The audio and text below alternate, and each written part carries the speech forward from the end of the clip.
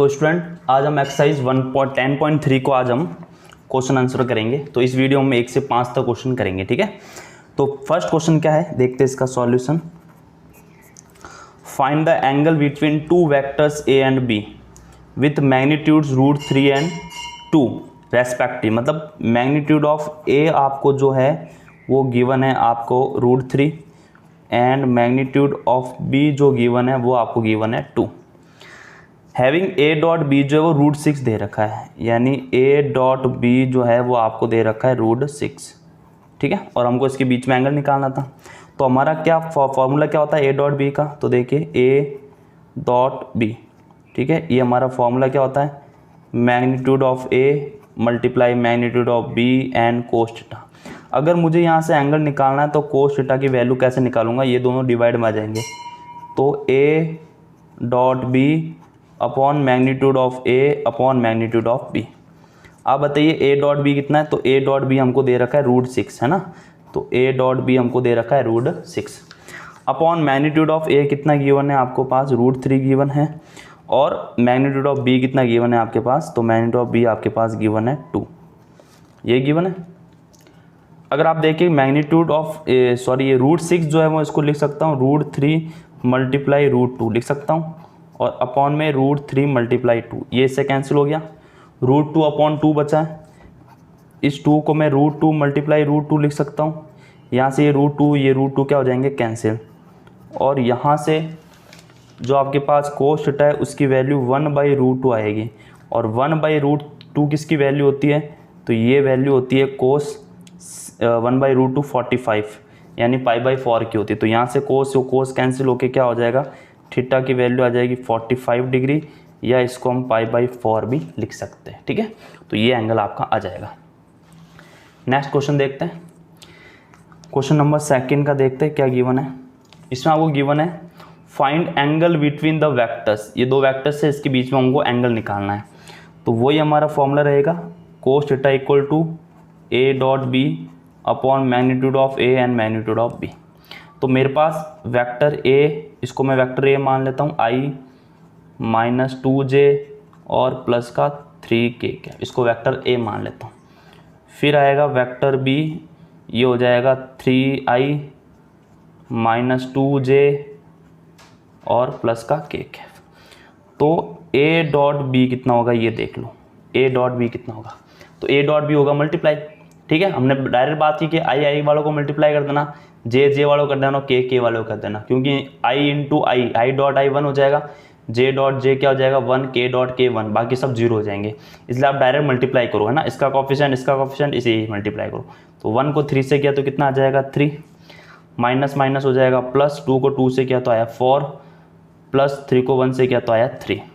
तो यहाँ से ए डॉट बी कितना हो जाएगा 10 हो जाएगा, ए डॉट बी कितना आ जाएगा हमारे पास 10। अब मैं मैग्नीट्यूड ऑफ ए निकालूंगा, तो मैग्नीट्यूड ऑफ ए क्या हो जाएगा √x, ये x होगा, ये y होगा, ये z। तो x का स्क्वायर यानी 1 का स्क्वायर तो 1 होगा, प्लस -2 का स्क्वायर हो जाएगा 4, प्लस 3 का स्क्वायर कितना हो जाएगा 9।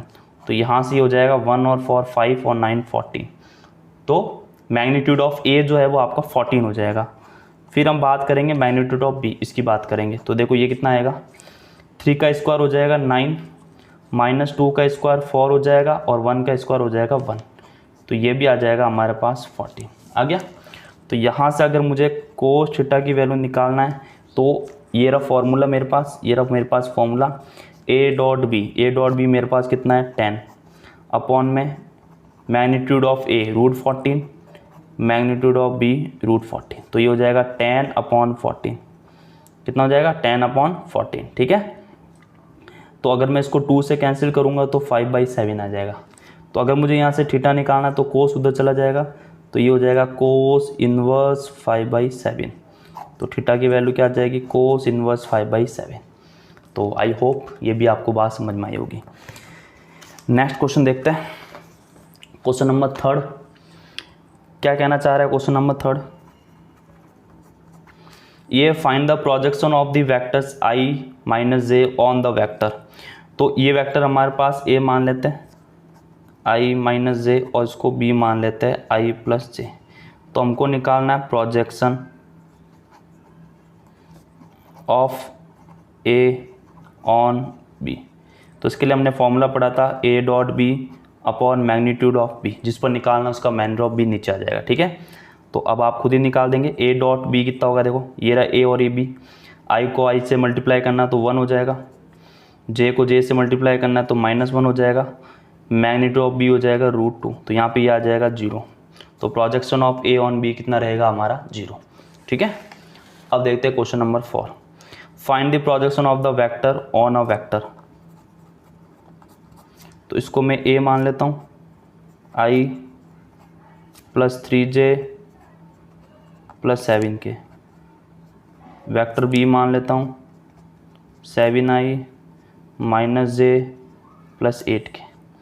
तो अब मैं a डॉट बी निकालूंगा, a डॉट बी। ठीक है, तो देखो डायरेक्ट करेंगे, 3 को 7 से, ये 1 को 7 से किया तो 7, 3 को 1 से किया तो -3, 7 को 8 से किया तो आया 56।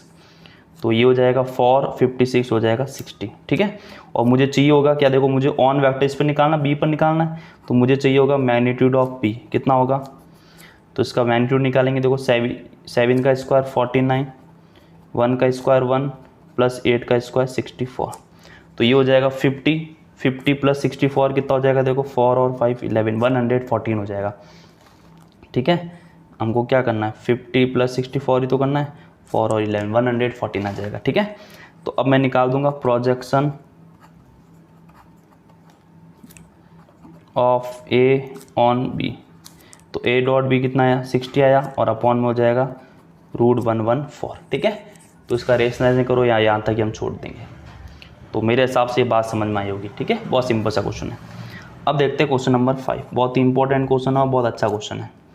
सॉल्यूशन, सबसे पहले इसने बोला है so that each of the given 3 vectors, ये 3 आपको वेक्टर दे रखे हैं। ठीक है, ये सब यूनिट वेक्टर है। ये पहले हमको क्या फाइंड करना है, ये सब यूनिट वेक्टर, ये फाइंड करना हमको। ठीक है, क्या फाइंड करना सबसे पहले कि ये सब यूनिट वेक्टर है।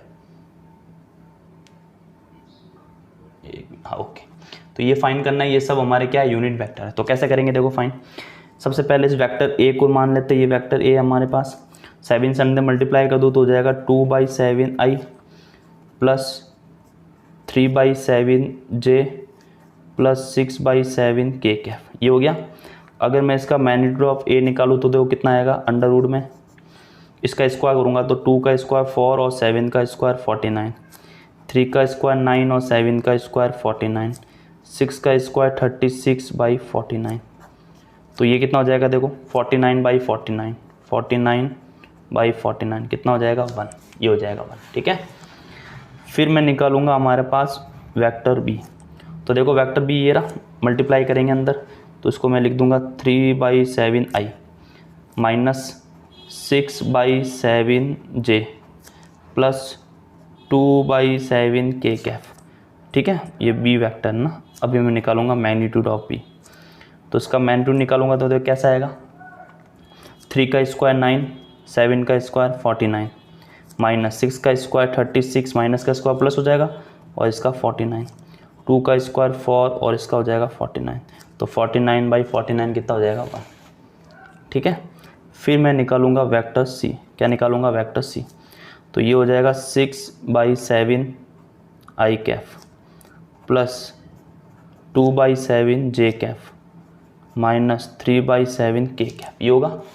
तो अब मैं अगर यहाँ पे क्या निकालूंगा, इसका मैग्नीट्यूड निकालूंगा तो मैग्नीट्यूड कितना आएगा, देखो 6 का स्क्वायर 36/49 + 2 का स्क्वायर 4/49, 3 का स्क्वायर 9/49। तो ये भी 49/49 होके क्या आ जाएगा 1।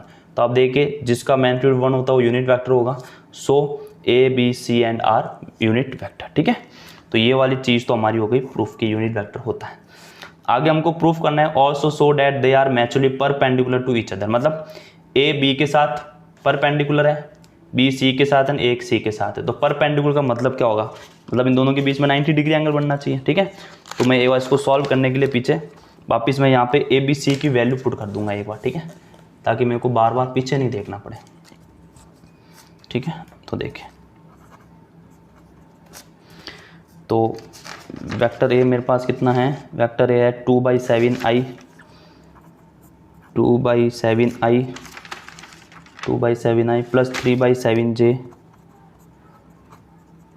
और प्लस का क्या है, प्लस का है 6/7k, प्लस का है 6/7k।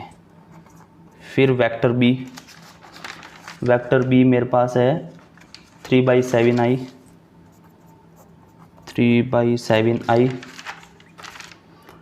Minus 6/7 plus 2/7 minus 6/7 plus 2/7। फिर वेक्टर सी भी लिख देता हूँ मैं इधर, सी का कितना है 6/7 2/7 माइनस 3/7 6/7 प्लस 2/7 माइनस 3/7 के क्या, ठीक है यही है ना, ओके माइनस 3/7 6/7 ओके। अब मुझे क्या निकालना है, देखो मुझे प्रूफ करना है कि ए जो है ए है वो परपेंडिकुलर है बी के, इसका मतलब 90 डिग्री होना चाहिए। इसका मतलब ये हुआ कि मेरे पास ए डॉट बी मेरे पास 0 आना चाहिए। अगर ए डॉट बी 0 आ जाता है इसका मतलब परपेंडिकुलर है, तो मैं यहाँ से ए डॉट बी निकालूंगा, ठीक है। तो देखो क्या आएगा, ए डॉट बी निकालूंगा तो फॉर परपेंडिकुलर ये होना चाहिए, ए डॉट बी जो है वो 0 होना चाहिए। तो ए डॉट बी निकालूंगा मैं, आई को आई से जे के तो उसको मल्टीप्लाई करूँगा, देखो 2 को 3 से करूँगा तो ऊपर आएगा 6, 7 को 7 से करूँगा तो आएगा 49, प्लस माइनस माइनस 3 को 6 से क्या आया 18 और 7 को 7 से क्या तो आया 49, प्लस 6 2 जा 12 तो 12/49। तो 49 अगर मैं एलसीएम ले लूँगा तो ऊपर आएगा देखो 6 माइनस 18 प्लस 12, ये देखो 6 और 12 मिलके 18 हो जाएगा, 18 और ये माइनस 18/49, तो ये होगा 0/49, मतलब क्या आ गया 0 आ गया। तो यहाँ से पता चल गया भैया ए डॉट बी तो हो गया 0, so A is perpendicular to B, A B के क्या है परपेंडिकुलर है, ठीक है। अब मैं करूँगा बी डॉट सी, क्या करूँगा मैं बी डॉट सी, तो देखो बी डॉट सी क्या होगा, मल्टीप्लाई करना 3 6 18/49 माइनस 12/49 और माइनस का 6/49।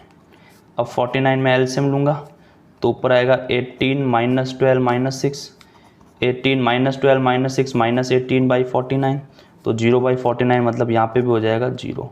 तो बी डॉट सी क्या हो जाएगा मेरे पास 0 हो जाएगा, ठीक है। बी डॉट सी क्या हो जाएगा मेरे पास 0 हो जाएगा। इसका मतलब क्या हुआ, बी इज़ परपेंडिकुलर टू सी। अब मुझे ए और सी के बीच में चेक करना है, तो मैं अब निकालूंगा मेरे पास क्या ए डॉट सी। तो देखो 2 को 6 से किया तो 12/49, इसको इससे किया 3 2 जा 6/49 प्लस माइनस माइनस 3 6 जा 18/49। तो इस कंडीशन में एलसीएम लूँगा तो आएगा 49, तो इधर आएगा 12 प्लस 6 माइनस 18, तो आया 0/49। तो ए डॉट सी मेरे पास क्या रह जाएगा 0 हो जाएगा, ठीक है। ए डॉट सी मेरे पास क्या आ जाएगा 0 आ जाएगा। तो यहाँ तक की कंडीशन आई होप आपको समझ में आई होगी। तो इसका मतलब ये हुआ ए जो है वो सी के क्या है परपेंडिकुलर है। तो ये इसका सिंपल सा सॉल्यूशन आपको करवा दिया गया है। अब नेक्स्ट क्वेश्चन नेक्स्ट वीडियो में देखेंगे।